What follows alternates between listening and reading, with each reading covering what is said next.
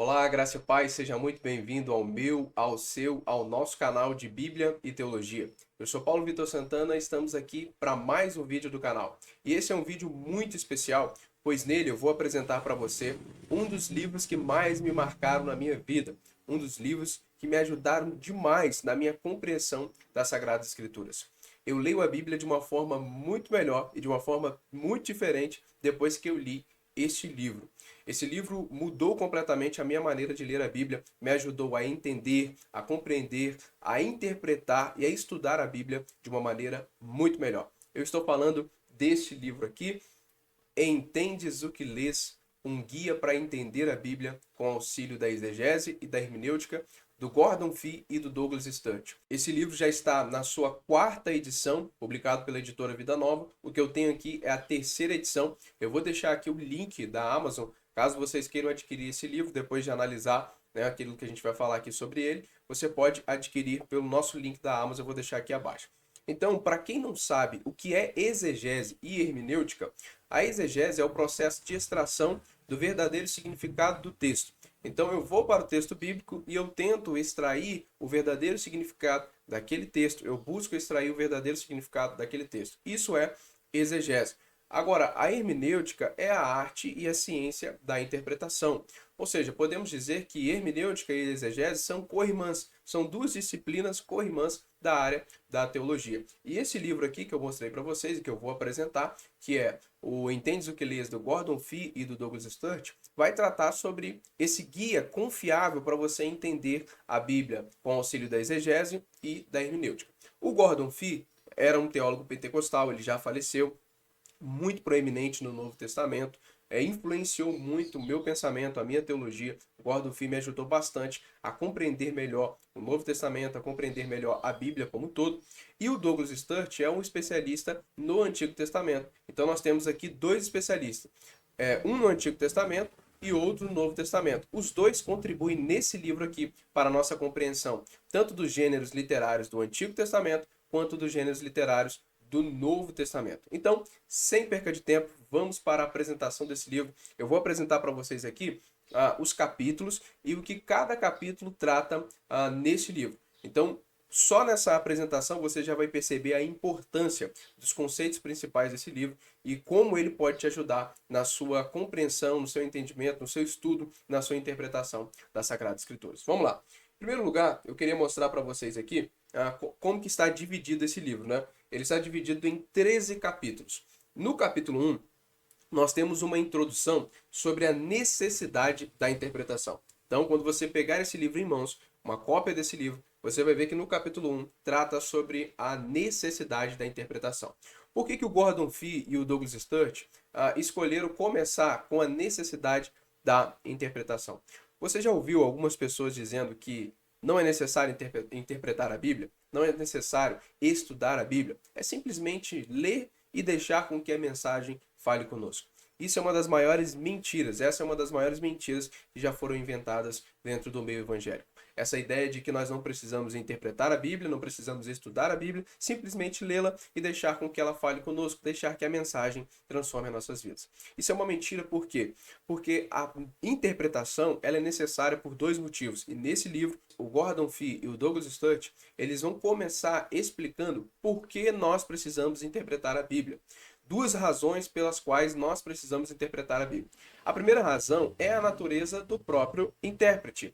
Você é um leitor das Escrituras Sagradas, você que lê a Bíblia, você é um intérprete. Querendo ou não, você já está interpretando a Bíblia. A grande questão é, você vai ser um bom ou um mau intérprete. Todos nós que lemos a Bíblia somos intérpretes da Bíblia. A grande questão é se vamos interpretá-la da maneira correta ou se vamos interpretá-la de uma maneira errônea. O segundo motivo que eles dão é a própria natureza das Escrituras. A Bíblia é um livro divino, sim, ok, inspirado pelo Espírito Santo, o autor das Sagradas Escrituras. Todavia, ela também é um livro humano, porque foi escrito por homens. né? Os escritores que o Espírito Santo se utilizou deles foram homens que viveram uma cultura, homens que viveram uma época, homens que viveram em uma geografia. Então, nós precisamos interpretar a Bíblia por esse motivo, por a Bíblia ser tanto divina como também humana. Ela tem gêneros literários diferentes, né? Nós temos vários gêneros literários na Bíblia. Nós vamos explicar aqui, através desse vídeo, um conceito que o Gordon Fee e o Douglas Stuart traz de gêneros literários. Mas esses são dois motivos principais pelos quais nós devemos interpretar a Bíblia. Então não tem essa ideia de que, vamos ler a Bíblia e simplesmente deixar a mensagem transformar. Se você não entende o que o texto está dizendo, se você não entende a mensagem, não tem como a mensagem transformar a sua vida. Então nesse livro, o Gordon Fee e o Douglas Stuart vai tratar sobre isso, sobre a necessidade da interpretação no primeiro capítulo, na introdução. No capítulo 2, eles falam sobre a ferramenta básica para uma boa interpretação. É claro que nós precisamos de várias ferramentas para interpretar o texto bíblico, só que uma ferramenta básica que você precisa ter é uma boa tradução, ou seja, uma boa versão da Bíblia. Nós temos aí várias versões em português. Nós temos a NAA, Nova Almeida Atualizada, no caso a ARA, a Almeida Revista Atualizada, a NVT, Nova Versão Transformadora, a NVI, Nova Versão Internacional, temos a Almeida Revista Corrigida, a ARC, nós temos aí várias traduções, NTLH, Nova Tradução na Linguagem de Hoje, várias traduções disponíveis para nós. Agora, o ponto é, você precisa escolher uma boa tradução, você precisa escolher uma boa versão do texto bíblico para que você possa interpretar a Bíblia de uma maneira correta. Entendendo que, e é algo fantástico que os autores tratam nesse livro aqui, toda tradução é por si mesma uma interpretação. Isso eu acho fantástico quando eles falam sobre isso, que toda tradução é por si mesma uma interpretação. Se você está lendo o texto bíblico em português ou em qualquer outra língua, né, no inglês, qualquer outra língua que não seja a língua do texto bíblico, nesse caso o grego, o hebraico e o aramaico, se você está lendo uma tradução da Bíblia para qualquer outra língua que não seja as línguas nativas em que as escrituras sagradas foram escritas, você está lendo uma interpretação do texto, porque todo tradutor, no processo de traduzir o texto, ele precisou interpretar. Ele precisou ver algumas palavras que ele poderia utilizar, outras palavras que ele não poderia utilizar, para que o entendimento daquele que ele estava traduzindo o texto, aquela língua que ele estava traduzindo o texto, fosse mais fácil, fosse mais acessível. Então, assim, toda tradução é por si mesma uma interpretação. Então, os autores eles tratam aqui que você não pode confiar numa só tradução. Por mais que aquela tradução seja boa, você não pode confiar 100% nela. Você precisa de várias traduções para compará-las uma com as outras. Então é interessante esse aspecto que eles tratam aqui no capítulo 2. Uma ferramenta básica para uma interpretação boa da Bíblia, uma boa interpretação da Bíblia, é uma boa tradução. No capítulo 3, os autores já vão começar a expor os gêneros literários da Bíblia. Na Bíblia, nós temos vários gêneros literários. Nós temos narrativa, nós temos a poesia, nós temos a profecia, nós temos a biografia, que no caso são os evangelhos, um tipo de biografia nesse caso. Nós temos também o livro de Apocalipse, que é uma epístola, ao mesmo tempo uma profecia, um livro apocalíptico. Então nós temos vários gêneros literários. Né? Então nós precisamos entender esses diferentes gêneros literários para compreender a Bíblia. E o primeiro gênero literário que eles tratam aqui são as epístolas. No capítulo 3, vocês vão aprender a pensar contextualmente através desse livro. O que é pensar contextualmente? É pensar como o autor bíblico pensava e pensar como os primeiros leitores ou ouvintes do texto bíblico pensavam, no sentido de que o texto bíblico foi escrito primeiramente para um grupo, para um determinado grupo de pessoas, para um determinado tipo de pessoas vivendo numa cultura, vivendo numa geografia, vivendo em uma sociedade diferente da nossa. Então, para entender a Bíblia, você não pode buscar compreendê-la com a mente de hoje, o mundo de hoje. Não, você precisa entender, buscar compreender a Bíblia com a mente de uma pessoa do primeiro século, por exemplo, lendo uma epístola do Novo Testamento. Entende? Então, o Gordon Fee, nesse caso, ele comenta aqui o Novo Testamento, é por parte dele o Antigo Testamento, por parte do Douglas Stuart. Ele é um especialista no Novo Testamento e ele trata sobre a questão de pensar contextualmente, de você tentar ouvir o texto, de você tentar ler o texto como os primeiros ouvintes e leitores ouviam e liam o texto. pensar contextualmente. Ele cita o exemplo aqui, vários exemplos práticos, mas um deles é 1 Coríntios. Quem eram os cristãos para qual Paulo escreveu? Como que era a cidade de Corinto no primeiro século? Qual era a cultura? O que predominava? Né? Qual era o meio de ganho financeiro? A economia? O contexto cultural? O contexto histórico? Como que era?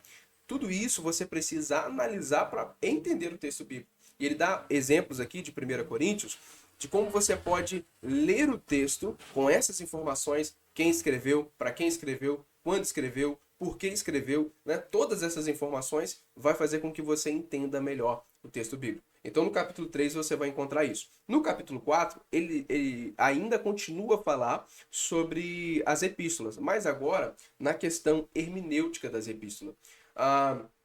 Como que esse texto é relevante para nós hoje? Entendendo que, e uma máxima que o Gordon Fee traz neste livro, e que eu acho fantástico, eu carreguei isso para minha vida inteira, estou carregando até hoje, né? É uma frase que me marcou completamente lendo esse livro. Um texto não pode significar hoje o que ele não significou para os seus primeiros leitores ou primeiros ouvintes. Isso é fantástico, isso é muito interessante.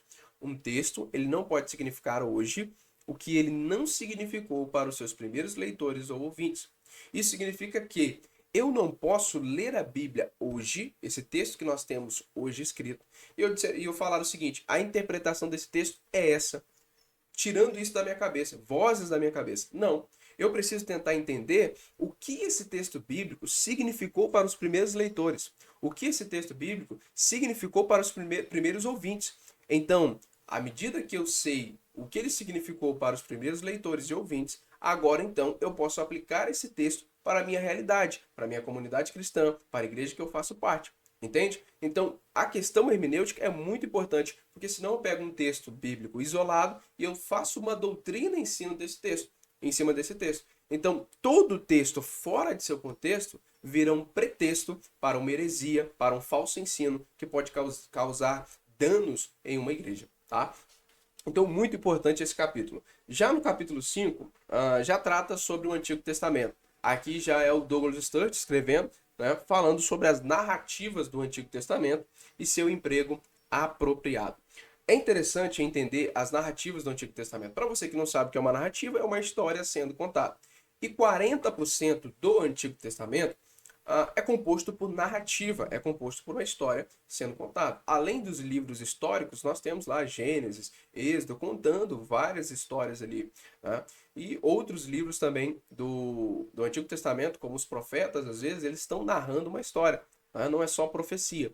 É interessante entender isso, que a narrativa bíblica ela precisa ser entendida no contexto da narrativa hebraica, que tem características totalmente diferentes das histórias que nós ouvimos, das narrativas que nós ouvimos e lemos.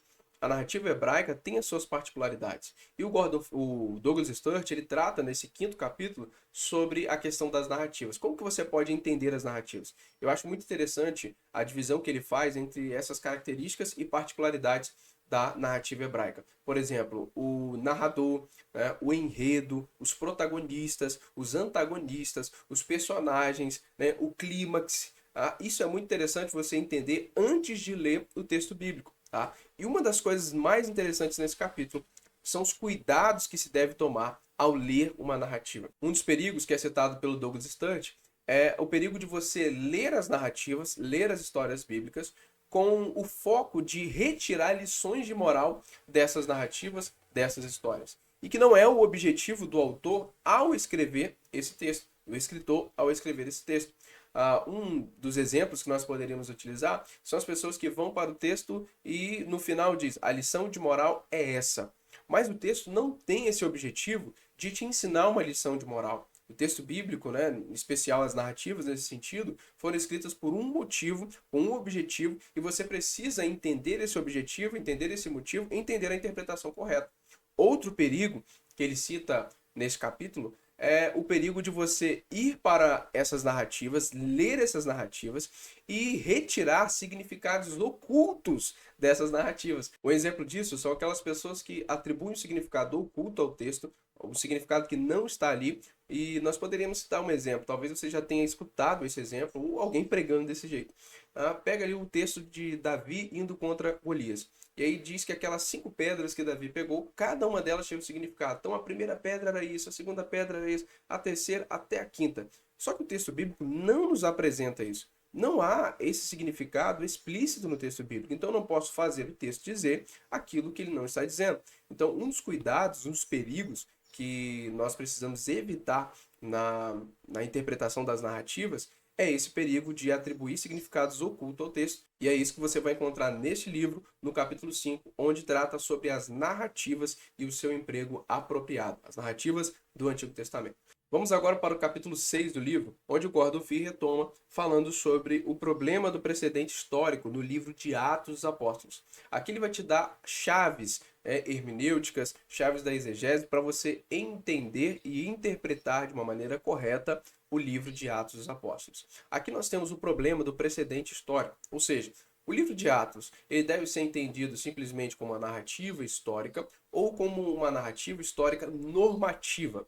Podemos retirar doutrinas do livro de Atos dos Apóstolos ou não? Essa é uma discussão no meio acadêmico em que o Gordon Fee trata a respeito disso. Se a história que Lucas está narrando ali é simplesmente uma história narrativa mostrando o crescimento da igreja, né, o crescimento do evangelho, como ele se espalhou de Jerusalém até os confins da terra, aquele modelo que Jesus passa em Atos 1:8, ou esse livro também pode ser utilizado no sentido normativo. As coisas que acontecem no livro de Atos pode ser utilizado como doutrina, como norma para a igreja de hoje. Então o Gordon Fee vai entrar nessa discussão.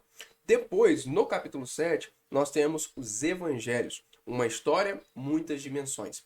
Trata-se das particularidades de cada evangelista. A visão de Mateus a escrever, a visão de Marcos a escrever, as particularidades de Lucas e também de João. Junto a esse capítulo dos evangelhos, o Gordon Fee prossegue no capítulo 8 falando das parábolas. E aqui é algo muito interessante. Parábolas. Você entendeu a lição? Esse é o título desse capítulo de número 8. E aqui eu gostaria de contar para vocês algo que me marcou muito nesse livro. É claro que eu não vou contar a história, porque eu quero que você leia esse livro e entenda o que está sendo passado aqui. Mas o Gordon Fee apresenta algumas lições que você precisa focar, algumas chaves que você precisa focar para entender as parábolas. E ele contextualiza de uma forma que incrível uma das parábolas da Bíblia, um dos contos ali de Jesus, que é a do bom samaritano, né? Aquela história do bom samaritano em Lucas capítulo 10. Quando ele trata sobre isso, ele nos ensina a contextualizar as parábolas. Como que eu posso pegar a mensagem das parábolas e contextualizar, trazer para os nossos dias? E ele faz isso de uma maneira fantástica. Eu não vou dar spoiler aqui, eu vou deixar que você leia esse livro e descubra isso. Mas a maneira como ele faz isso me chamou muita atenção. Como que nós podemos ler as parábolas, interpretá-las e aplicar em nossos dias? Infelizmente, tem muita gente utilizando as parábolas, né, de uma maneira errônea, de uma maneira completamente errada. E o Gordon Fee ensina aqui como que você pode interpretar, entender e aplicar, contextualizar as parábolas em nossos dias. No capítulo 9, nós temos novamente o Douglas Sturt comentando as leis do Antigo Testamento, as estipulações da aliança para Israel. Como que as leis podem ser entendidas? Né? E aqui ele trata sobre os tipos de leis, as leis casuísticas, né? As leis apodíticas, leis cerimoniais, leis civis, leis morais. E o mais interessante de tudo isso, neste capítulo 9, que o Douglas Sturt trata, é a questão de como a lei do Antigo Testamento pode ser aplicada para nós cristãos nos dias de hoje. A lei tem algum valor para nós hoje? A lei tem algum significado para nós hoje? A lei tem relevância para nós hoje? É interessante entender isso e o Douglas Sturt trata isso de uma maneira incrível. Como que a lei pode ser aplicada para nós que vivemos na nova aliança? Porque a lei não é simplesmente uma lei, ela é uma aliança. Então, essa aliança ainda serve para nós hoje que vivemos na nova aliança? Então, se você ler esse capítulo, você vai entender o relacionamento entre antiga e nova aliança, o relacionamento entre a lei do Antigo Testamento e os cristãos do Novo Testamento. Vamos lá, para a gente caminhar aqui. No capítulo 10 é tratado sobre os profetas. Profetas fazendo cumprir a aliança em Israel. Esse capítulo particularmente me marcou muito também, porque eu pude entender a missão dos profetas. Eu lembro que eu li esse livro logo no início que eu estava começando a estudar teologia, e isso acho que foi em 2019, 2018 ou 2019, a primeira vez que eu li. Depois eu continuei lendo outras vezes também esse livro. Mas a primeira vez que eu li e descobri a missão dos profetas, né? Isso me impactou muito, porque a ideia que eu tinha de profeta, principalmente porque eu tive uma formação pentecostal, ou seja, fui criado numa assembleia, então a ideia que eu tinha de profeta era: profeta é aquele que revela o futuro. Profeta é aquele que revela o que vai acontecer. E nesse livro, o autor, o Douglas Stuart, no capítulo 10, ele trata sobre a missão do profeta, o papel do profeta, que não era simplesmente revelar o que vai acontecer no futuro ou o que ia acontecer no futuro. Não. A missão do profeta era fazer com que o povo cumprisse a lei de Deus. E eu percebi isso lendo as escrituras porque todas as vezes que o profeta vai corrigir o povo, todas as vezes que o profeta ele vai corrigir a nação, com que base ele faz isso? Qual é a sua base para corrigir o povo, para corrigir a nação? O profeta utilizava a lei do Senhor. Vocês se afastaram da lei de Deus. Vocês estão corrompendo a lei de Deus. Vocês estão indo totalmente contrário à lei de Deus. Essa era a acusação dos profetas.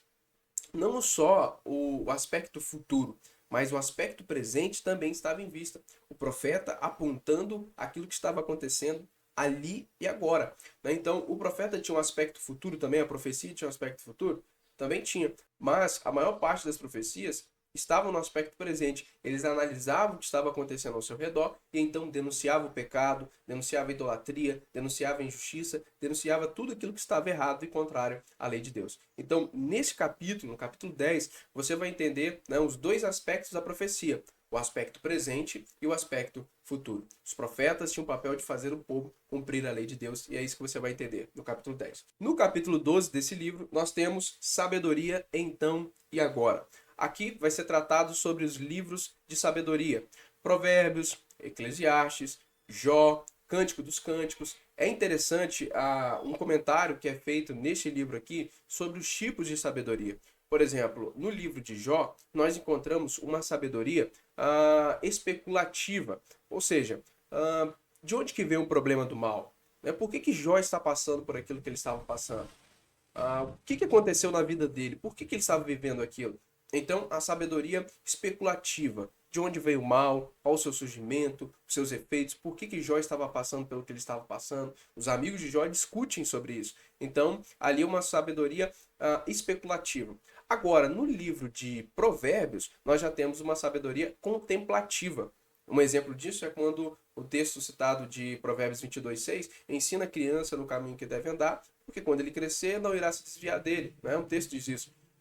Ensina a criança. Isso é uma promessa que está sendo feita? Não, é uma contemplação. O proverbista, ele contemplou que a maioria dos filhos que são ensinados no caminho do Senhor tendem a permanecer, mas isso não é uma promessa de que ao ensinar ele vai permanecer, entende? Então eles tratam a respeito disso neste livro aqui. Outro livro de sabedoria especulativa, Eclesiastes. Qual o sentido da vida? Começa a se especular qual o sentido da vida. Então é muito interessante esse capítulo, eu achei muito bom. E por fim, para mim, na minha opinião, o melhor capítulo deste livro, né, tratando sobre os gêneros literários, é o capítulo de número 13, onde ele trata sobre o Apocalipse, o livro de Apocalipse, imagens de juízo e de esperança. Apocalipse, imagens do juízo e da esperança. É interessante demais esse capítulo, porque o livro de Apocalipse é um livro muito deturpado ao longo da história. Um livro muito mal entendido ao longo da história. Muitas pessoas, por não entender esse livro, desprezaram. Outros buscam entender, mas de uma forma errada, partindo de um pressuposto errado. E aqui nesse livro, o Gordon Fee, tratando sobre o Apocalipse, ele separa o Apocalipse como um livro composto por 3 gêneros literários, para você entender a complexidade do livro de Apocalipse. Apenas um livro que possui 3 gêneros literários. Então ele trata dessa particularidade do livro de Apocalipse. É um livro com 3 gêneros literários diferentes. Tá? Nós temos no Apocalipse carta, né? Ele é uma carta, uma epístola, mas também é uma profecia, o próprio João diz que é uma profecia, e também é uma literatura apocalíptica, parecida com a de Daniel, por exemplo, no Antigo Testamento. Então, tá aí a complexidade de entender aí o livro de Apocalipse, por quê? É um livro com 3 gêneros diferentes. Então, o Gordon Fee dá chaves hermenêuticas, chaves exegéticas, para que você entenda melhor o livro do Apocalipse, entendendo que é um livro que trata de imagem de juízo, mas também de esperança. Juízo para os ímpios, para aqueles que rejeitam a Deus, e esperança para os santos. Só para a gente finalizar a respeito desse capítulo 13, eu gostaria de ressaltar algo importante. O Gordon Fee, sendo um teólogo pentecostal, ele era um teólogo pentecostal, aqui no livro do Apocalipse, né, o seu comentário, as suas chaves hermenêuticas e exegéticas para entender o livro de Apocalipse, ele apresenta o contexto cultural do livro do Apocalipse, um contexto de perseguição, tanto a João quanto às igrejas para a qual João escreve, né, a todos os cristãos, e ele explica que nesse livro a perspectiva é de que uma igreja está sendo perseguida, logo, nós devemos entender esse livro nessa perspectiva, de uma igreja em perseguição.